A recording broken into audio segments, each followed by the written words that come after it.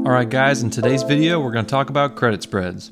I think this is a perfect strategy to use for small accounts, and you can actually determine your winning percentage with any given trade that you make. You're definitely going to want to watch this video all the way through and practice it on your own so you can master the strategy. What's up guys, welcome back to Modern Options, where I'm here to teach you how to trade options and create a better quality of life.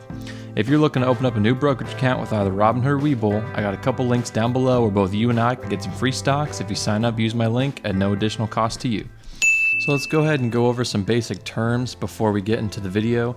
Exercise means that the option buyer chooses to use what they bought that option for and will execute that trade. Whether it was a call, meaning that they will buy 100 shares of the stock at that strike price they chose, or a put, meaning that they will sell 100 shares of the strike price that they chose. Assignment means as an option seller, you have the obligation to abide by a contract.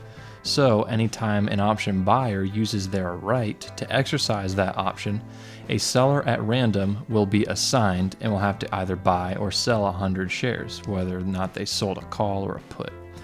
Underlying refers to the stock that you're trading. So stock, equity, security, underlying are all acceptable terms when talking about an investment asset. So credit spreads are set up just about the same way as a debit spread. A basic credit spread is a two-leg option order where you both sell to open and buy to open a strike simultaneously. If you haven't watched my video on debit spreads yet, be sure to go back and watch that one before this video to get the general concept down. Just as with debit spreads, you're going to need to be approved for margin with your broker. So the two types of credit spreads are a bull put credit spread and a bear call credit spread. A credit spread receives its name because as a result of the two-leg option order that you place, it results in a net credit, meaning that you will receive a credit up front upon entering that position, and you will have to pay a debit when you go to close that spread, hopefully at a lower price. Like the debit spread, you're both buying to open and selling to open a position at the same time with the same expiration date. But the difference in how a credit spread works is that you will sell your short strike and then buy a long strike that is above for a call or below for a put. An easy way to know if you are choosing the right strikes is that the one that you are buying should be cheaper than the one that you're selling. You're going to make money on a put credit spread if the underlying goes up or remains flat, and you'll make money on a call credit spread if the underlying goes down or remains flat. This may be hard to conceptualize at first, but there'll be a light bulb moment that'll come to you eventually. Just think of it this way: whenever you're trying to buy and sell stock, the obvious goal is to buy low and sell high, right? So just flip that around. You're selling high and you want to buy low, and then that's how you're going to make profit on credit spreads. And one of the beauties of this strategy is that theta decay works in your favor. The concept of a credit spread is that you receive that money up front and then buy it back at a lower price and then keep the profit. The best scenario is that both of the option legs expire out of the money and you keep 100% of the premium that you took in. For risk management purposes, you'll have to find out what works best for you, but I like to close my credit spreads usually somewhere between 50 to 75% of my maximum profit. Also, have you ever had a stock that you bought in off of FOMO, or you just really were bullish on it, and as soon as you bought in, the stock just remained flat or just continued to sink down throughout the day? Even though the stock does that, you can still make money on a credit spread because it's just losing implied volatility, as well as time decay is moving along in your favor. Now, if you remember back from my first options video, anytime you sell an option, that means that you have the obligation to buy or sell 100 shares of that stock, which should only happen if your option becomes deep in the money. But since you do have the obligation, you have to put up the full width of the spread as collateral before you enter the trade. So if you're trading a spread that is $1 wide, you'll have to put up $100 for collateral. However, say that you're trading a $5 wide spread, you don't need to look at this as if you don't have $500, you can't enter the trade. You can include the collateral that you're receiving up to the total of the $500 that you need to put up. So for example, say that for a $5 wide spread, you're receiving $1.50 in credit. You actually only need $350 because that extra $1.50 is going to go towards that total collateral to cover your trade. Obviously not accounting for any commissions fees that you'll have to pay to your broker. And another note, since you receive that credit up front for trading credit spreads, You will never make any more money than the premium that you were credited, so you know right away exactly how much you make and what your max profit will be should you decide to hold it all the way to expiration, hoping that it expires out of the money. Your break-even point is going to be calculated by taking how much credit you received in and adding that to your short strike for a call credit spread, and subtracting that from your short strike if it's a put credit spread. So here's another reason why I love this strategy, because you can really give your small account a boost. So a week ago, my account was trading around $158, and just through one put credit spread, I brought it all the way up to $238. You can't expect these returns every single week though, but it is great to get you a head start. So I did that put credit spread on Microsoft. So I'm gonna go ahead and go to my trade history for Microsoft and show you what I executed. So on February 4th, I did a $2.50 wide put credit spread, taking in $100. But if you remember, I only had $150 in the beginning of the week. So this $100 that I received in premium was enough to get me to the threshold of putting up $250 in collateral. Microsoft was down this day on February 4th, so that means that the put prices were increased and you were able to get a better premium if you sold that day.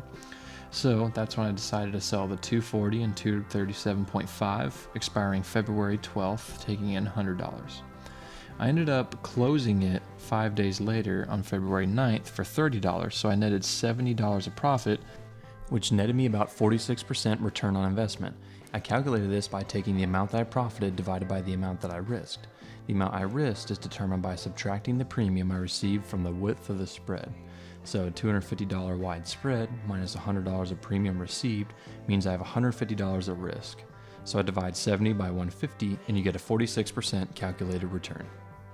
What's great about selling put credit spreads is that you get to pick what percent chance of win that you have. So you can see here under the chance of profit column, you got to make sure that you're on sell first. And literally the more percent chance of profit that you go, the less amount of premium that you'll take in. But I mean, you have a 97% chance that you'll win that. But then if you go ahead and sell those two spreads, you're getting $1 for putting up $250 worth of collateral. So a good sweet spot is usually anywhere between 70 to 80%, and that's going to give you better bang for your buck. This one only has 2 days left to expiration, so you'd probably want to push it out at least a week or two, or 30 to 45 days is where a lot of option traders agree is the biggest bang for your buck. You can go ahead and see here that you have a lot more risk profiles when you stretch out the time a little bit. 70%, 76%, 80%. So let's just say we're going a week out and we want 80% chance that we'd win. Let's go ahead and sell that one and then buy the one below it for put. And you'll see that for 1 week's time, we can take in total credit of $40 for putting up $250 in collateral, but really you're only putting up $210 because you take the $250 minus the $40. And that's giving you an 80% chance that you'll win that. And those are pretty good odds. So we're going to go ahead and do the same thing on thinkorswim. So again, go over to trade, all products, type in Microsoft, and get down to the options chain. Let's go ahead and open up that same weekly February 12th contract. So same thing, we're going to sell to open that 240 and then buy to open that 237.5. You can see down here now, instead of saying debit, it says credit. That's how you know that you did it right and that you're selling it to open. And there's the 31 cents. And then go over here, click confirm and send. And whenever you're on thinkorswim, one of those data fields that you're able to enter will be the probability that your option will expire out of the money.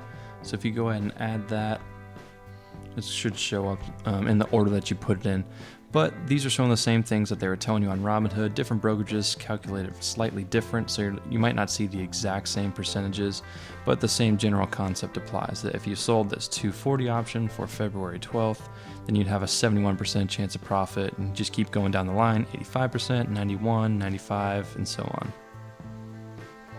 So going over the pros and cons for this strategy, you're going to be able to profit from this strategy even if you didn't pick the direction 100% right. So long as the option expires out of the money by the expiration date or implied volatility drops, you're going to profit. So that means that you could sell a put credit spread and have that stock slowly bleed down all week, and you'll still make money so long as it closes above your short strike price at expiration. And theta decay will work for you. It's going to work in your favor. Every day that an option contract loses value, this is money that gives that value to the net seller, which makes this a really good strategy that's more passive other than having to monitor the market all day. You'll hear that a lot of strategies that involve selling options as theta gain, and that just refers to you making money off of that theta decay every day. And you don't need the full amount of money for collateral to enter a spread. Your credit just has to be high enough to let your account reach that minimum collateral required, which makes this great for boosting up small accounts. But it's possible for you to lose the entirety of your collateral if your trade goes against you and both your legs are now in the money. So say you did a fairly conservative play with 85-90% profit and you only took in 20 cents for a $2.50 wide spread.